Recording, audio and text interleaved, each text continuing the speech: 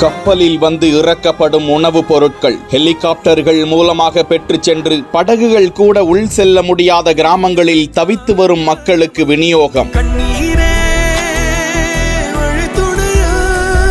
தூத்துக்குடி, நெல்லை மாவட்டங்களில் குவியும் ராணுவ கப்பற்படை ஹெலிகாப்டர்கள். அனல் பறக்கும் வேகத்தில் நடக்கும் நிவாரண பணி.